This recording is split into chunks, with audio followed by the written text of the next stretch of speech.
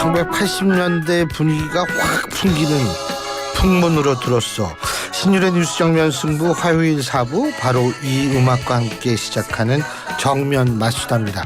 그런데요, 이 맞수다가 마주보고 수다를 떤다는 건지 맞순 건지 아직 제가 PD님한테 안 물어봐서 모르겠는데, 어쨌든 뭐 수다를 떨든 뭐하든 여러분한테 정치를 이해하는 데 도움이 되면 둘 다래네요. 자, 그러면 정면 맞수다, 오늘 여러분을 위해서 두 분 지금 나와 계십니다. 한 분씩 소개해드리죠. 먼저 국민의힘 영등포을 박용찬 당협위원장이십니다. 어서 오십시오. 네, 반갑습니다. 예, 더불어민주당 이승훈 전략기획 부위원장이십니다. 안녕하십니까? 네, 안녕하세요. 예. 어제 원래 5시에 한다 그랬다가 8시로 미뤘는데 8시에서 다시 또 밀려가지고 한 8시 반 9시쯤 시작을 해가지고 결론이 뭐냐, 11개 민주당이 다 가져갔어요. 어떻게 보십니까, 박용찬 위원장님? 참 참담합니다. 국민들 보기도 민망하고요. 헌정사상 처음으로 야당이 단독 개원하는 그러한 새로운 기록을, 부끄러운 기록을 세우지 않았습니까? 앞으로 22대 국회 출발을 이렇게 했으니 앞으로 갈 길이 험난하다라는 생각에 많은 국민들이 걱정하실 테고요. 특히 주목할 대목은 법제사법위원회를 민주당이 장악함으로써 모든 법안을 독점하겠다. 그리고 과방위를 장악함으로써 모든 언론을 통제하고 장악하겠다. 그런 생각을 가지고 있고요. 특히 운영위원회는 통상 집권 여당이 맡는 게 관행이자 전통이었습니다. 헌정사상 처음으로 지금 야당이 운영위원회까지 손아귀에 넣는 그런 이례적인 현상이 발생했는데요. 결국 윤석열 대통령에 대한 탄핵을 염두에 두고 있다. 강행하겠다는 그러한 무도한 의도를 가지고 있다. 그렇게 보고 있습니다. 자, 우리 이승훈 부위원장님. 윤석열 정부가 탄핵될 만한 것들이 있는지 한번 더 새겨보셔야 될 것 같고요. 저는 이게 진짜 헌정사상 초유의 일인데. 맞아요. 국회의장, 네. 법사위원장, 운영위원장 3개 다 가져가는 그런데 거. 국민들이 별로 놀라지 않는 것 같아요. 이게 예견된 것처럼 보여지는 거거든요. 전 되게 놀랐는데 저는 국민이 아니었나? 아니 죄송합니다. 윤석열 정부에서 새로운 일들이 굉장히 많이 일어나다 보니까 저는 예상했던 일이 아닌가 싶고, 결국에는 그거잖아요. 윤석열 정부가 하는 건 법대로 하자고 했기 때문에 저는 국회도 이제까지의 관행들을 탈피해서 이제는 법대로 가야 된다. 오히려 예일처럼 한 달 더 싸우고 2달 더 싸운다고 해서 달라질 게 아니라면 차라리 그냥 법대로 그 정해진 기일까지 통과되는 게 맞았다. 저는 그렇게 봅니다. 그 이승훈 부위원장님, 제가 추가로 질문 하나. 네. 변호사님이시니까 네. 관습법도 법입니까 아닙니까? 이 관습법도 법이지만 지금 국회의 어떤 것들은 관행이지 그건 관습법이라고 볼 수는 없을 것 같고요. 입법부라고 하는 것은 법을 만드는 곳이잖아요. 법을 만드는 곳에서 이제까지 평생토록 법을 지키지 않았기 때문에 법을 안 지켜야 된다. 라고 하는 것들은 이제는 좀 벗어나야 된다. 제가 그거 여쭤본 이유가 사전을 찾아봤어요. 그랬더니 관습과 관례는 같은 뜻이라고 나오더라고요. 참고적으로 모 포털 사이트의 사전을 보시면 알 수가 있는데. 제가 이 대목에서 한 가지 말씀하세요. 강조하고 싶은 대목은, 국회법에는 이제 원구성 협상 시한이 정해져 있죠. 이거는 일종의 권고 규정 정도 보면 맞는 것 같습니다. 그 규정을 지키지 않았을 경우에 처벌이나 제재하는 규정이 없어요. 이건 신속하게 국회를 출발시켜라라는 그런 공고성 규정이라고 봐야지, 이 규정을 지키지 않으면은 국회가 결단난다, 그런 상황은 아니지 않습니까? 우리가 알고 있는 상식으로는 대한민국 국회에는 대화와 토론, 협치와 설득이라는 정말 아름다운 민주주의의 훌륭한 숭고한 정신이 있지 않습니까? 그러한 정신도 지켜나가는 것이 제1당으로서 도리가 아닌가 그렇게 생각합니다. 정말 좋으신 말씀이에요. 예전에는 우리가 다 이런 생각들을 가지고 있었잖아요. 그런데 보면 윤석열 정부 들어서 야당을 인정을 안 해주니까 예를 들어서 야당 대표를 3년간 수사하는데도 아직도 부족해서 계속 갖고 있잖아요. 수사를. 검찰이 무능한 건데 이 무능한 검찰을 계속 활용해서 야당 대표에 대한 수사를 이어가고 있는 거잖아요. 그러면 당연히 법대로 해야 되지 않겠습니까? 그렇기 때문에 또한 법사위를 예를 들어서 법사위 위원장을 여당에 줬다고 치죠. 그러면 뭐 여당이 뭘 통과시키려고 해야 되는 거잖아요. 근데 국민들이 눈에 보면 여당이 뭘 통과시키려고 하는 게 아니라 용산 눈치를 보고 뭘 통과를 안 시키려고 하는 거잖아요. 그 대통령은 어차피 거부권을 행사할 거고. 그러니까 국민들 입장에서 보면 법사위원장을 왜 여당이 가져야 되지?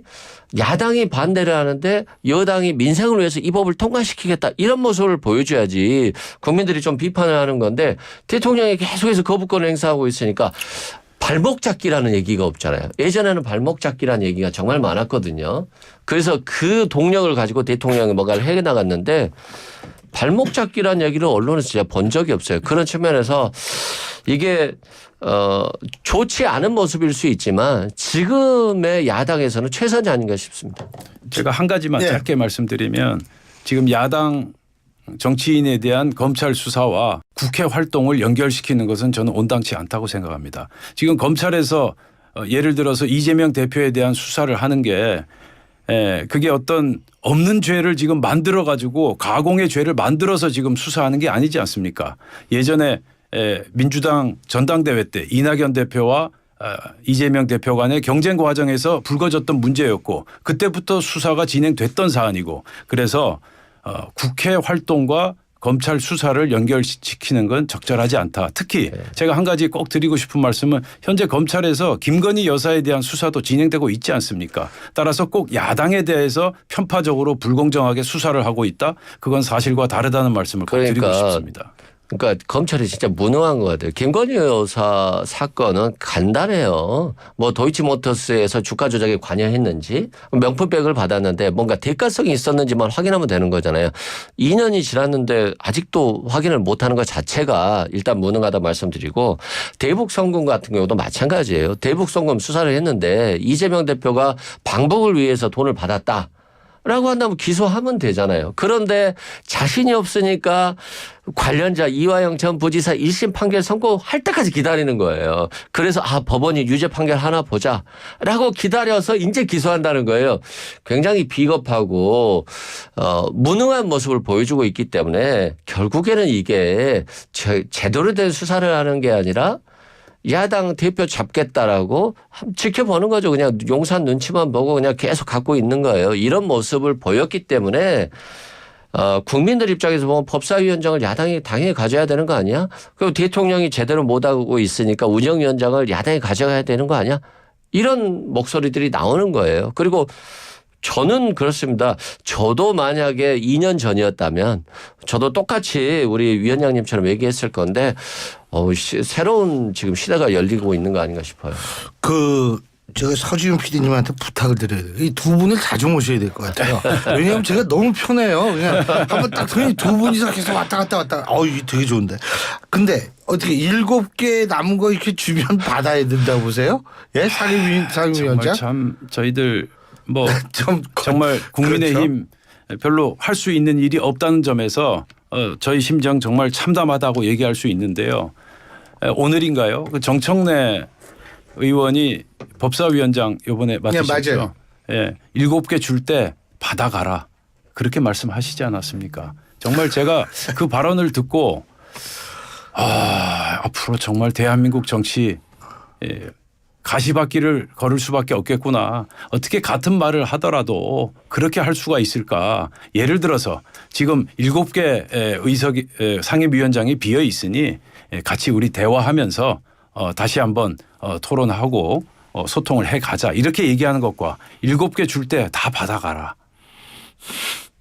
이게 원래 좀 표현이 좀 그런 원래 그렇습니다. 원래 좀 표현이 좀 웃기잖아요. 우리 박영찬 위원장님 말씀 왔다가 참 좀 듣는 사람이 비참하죠. 제가 정말 제 기본 인생 철학이 네. 흔들리게 하는 그러한 발언이라 저는 국민의힘이 좀 용산과 국민의힘이 정치력을 좀 발휘했으면 좋겠어요. 왜냐하면 민주당이 이렇게 나오면 국민의힘은 당연히 이렇게 나올 거야 라고 하는데 그걸 한 번도 그 관념을 깬 적이 없어요. 예를 들어서 민주당이 최상병 특검을 밀어붙였을 때 당연히 거부할 줄 알았는데 한번 받아. 그러고 나서 다른 걸 줘. 라고 하는 게 정치적이거든요. 오늘 개혁신당의 이준석 의원이 그 얘기를 했더라고요. 그래 최상병 특검 받아. 그러면 우리가 법사위원장 줄게. 뭐 이런 것들이 있잖아요. 이게 정치력인데 지금 국민의힘 대통령의 지지도도 낮고 국민의힘의 국회 의석수도 낮고 할 수 있는 게 없어요. 그렇다면 예상할 수 없는 거 받고 다른 거 줘라고 하는 정치적을 발휘하셔야지. 그래야지 뭔가 국민들이 국민의힘 이렇게 바뀌었네 라고 하는 지지를 줄 건데 지금 보이는 행보 가지고는 대통령이 국정 동력을 회복한다는 건 불가능하지 않을까 싶습니다. 제가 예. 이번 사건과 관련해서 한 말씀 더 드리자면 우원식 국회의장 꼭 한 말씀 드리고 싶습니다. 우원식 의원은 국회의장입니다. 국회를 대표하는 수장이에요. 그러면 국회란 곳이 어떤 곳입니까? 대한민국 국민을 대표하는 곳 아닙니까? 그래서 국회의장은 당적을 버리도록 그렇게 법제화가 돼 있고요.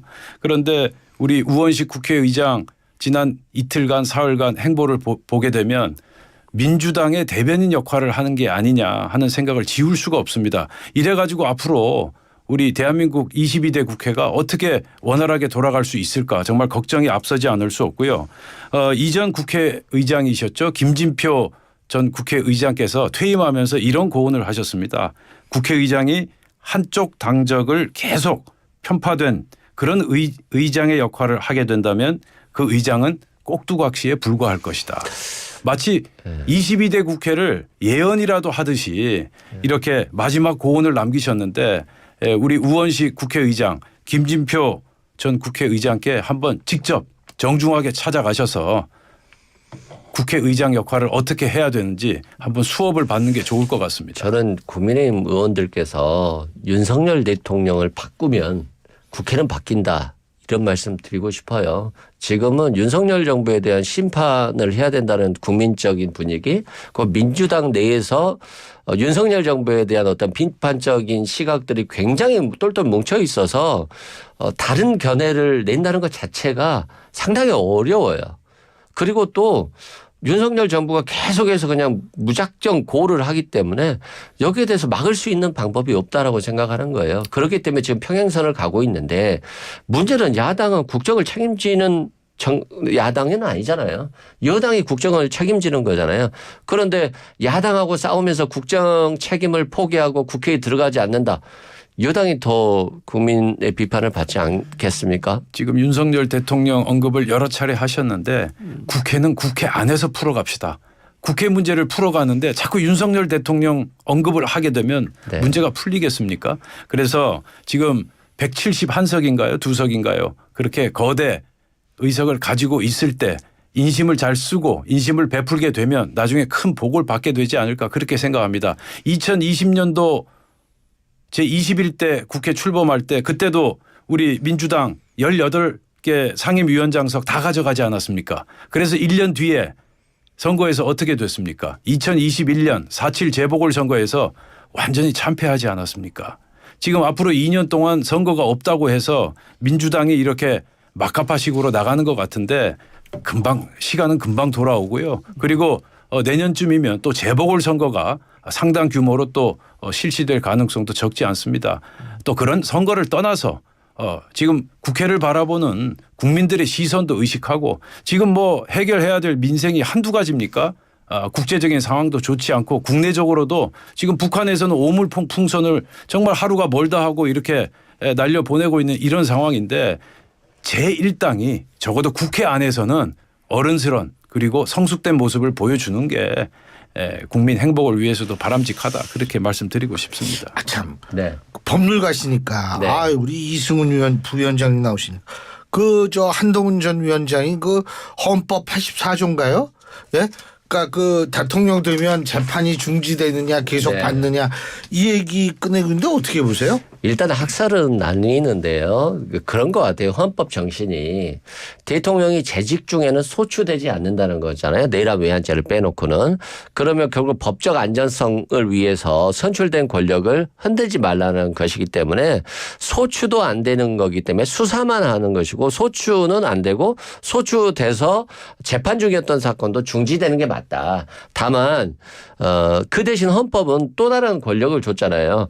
탄핵 심판이라고 하는 걸 줬잖아요. 그래서 대통령이 재직 중에 어떤 문제가 발생했을 때는 탄핵 심판 제도를 줘서 정지하고 그게 이제 그 사례가 박근혜 전 대통령이잖아요. 그렇게 권력에 대한 견제를 헌법에서 둔 것이 아닌가. 그리고 이제 그게 이제 다수설이라고 보고 있습니다. 예.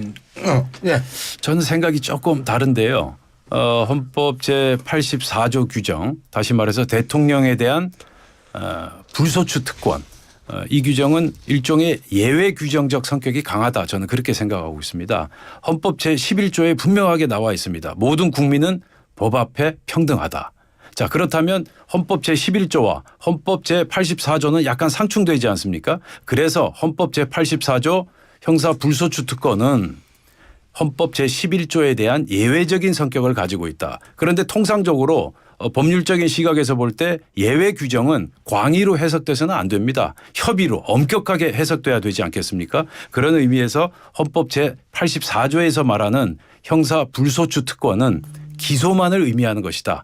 재판까지 포함되는 것은 아니다. 그렇게 보는 게 온당하다고 저는 생각합니다. 근데 요새 한동훈 전 비대위원장이 부쩍 막 3일 연속으로 이재명 대표 때리고 이러는 걸 보면 뭐 임박한 것 같아요. 어떻게 보세요? 저도 뭐 출전이 임박했다고 보고 또 이런 것 같아요. 한동훈 전 비대위원장이 뭐 경제 문제, 외교 문제, 국방 문제에 대해서는 자신감이 없어서 말을 못 하다가 법률 문제잖아요.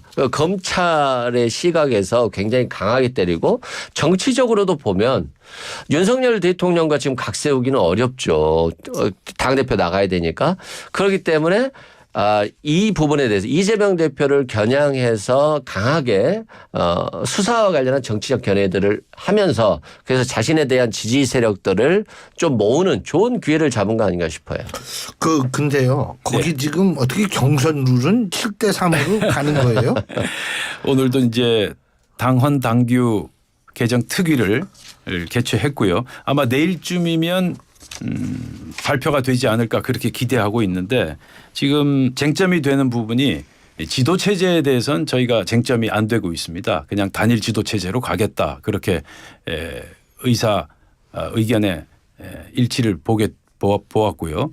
지금 쟁점이 되는 부분은 경선 룰 20% 국민 여론조사 반영을 할 것이냐 아니면 30%를 반영할 것이냐 그 부분을 놓고 약간의 지금 그 차이가 커요. 근데 결과가 영향을 많이 미친다고 보세요? 꽤 된다고 저는 생각합니다. 그래요? 예. 이게 지금 20%, 30%, 50% 세 가지 대안이 있거든요. 예. 그런데 지금 당원 당규 개정 특위에서는 50%까지 주장하는 분들이 있다는 거예요. 이런 상황에서 50%까지 가면 어떻게 되겠습니까? 신앵커님. 50%까지 가면 진짜 엄청난 일이 그렇죠. 생길 수도 있죠. 예. 예. 그런데 50%에서 30% 또 20%에서 30% 이거는 결이 좀 다르다. 10%가 이게 작은 숫자가 아니다. 예, 당권 주자들의 운명을 바꿀 수 있다. 예. 그렇게 보고 있는 거죠. 아. 그래서 굉장히 예민하게 예. 당권 주자들도 지금 결론을 예의주시하고 있는 그런 상황입니다. 그런데 이제 예. 저는 그런 것 같아요. 이제 정치가 잘하는 경쟁을 해야 되잖아요. 그런데 국민의힘에서 한 민심 30%였다가 민심 0%로 바꾼 거잖아요. 그래서 굉장히 어려워졌다라고 보기 때문에 이왕 비정상을 정상화 시킬 때 하는 김에 확 그냥 확 가라. 5대5를 해야지. 국민들이 국민의힘이 바뀌었나 이러지. 7대3 그래 그냥 그대로 돌아갔구나. 요 정도고 아니 7대3으로 바뀌어도 민심이라고 하는 것이 민주당 지지층을 제외하고 국민과 무당측이잖아요. 그래서 크게 차이가 없거든요. 그래서 30%가 아니라 50%까지 확 가면 민주당도 긴장하고 더 잘하는 경쟁을 할 것 같습니다. 지금 뭐 민주당은 예. 당원 20%를 국회의장 경선에도 포함시키자 하는 판국인데 저희들이 사실 저희 그 당내에서 예. 많은 당원분들이 그동안 좀 불만이 있었습니다. 5대5, 7대3 이렇게 하니까 특히 책임 당원분들 예. 우리가 정말 국민의힘 당을 위해서 아낌없는 쾌척과 헌신을 해왔는데 알겠습니다. 선거 때마다 우리가 좀 소외돼 왔다. 뭐 예. 그런 이제 많은 의견들을 제시했다는 점 감안해 주시기 바랍니다. 아유, 오늘 두 분께 진짜 감사드리니까 제가 오늘 아주 편안했습니다. 예. 오늘 두 분 말씀 여기까지 듣죠. 고맙습니다. 네, 감사합니다. 예, 지금까지 국민의힘 영등포을 당협위원장이시죠. 박용찬 위원장, 더불어민주당 전략기획위원회 이승은 부위원장 두 분과 함께했습니다. 여기는 성공을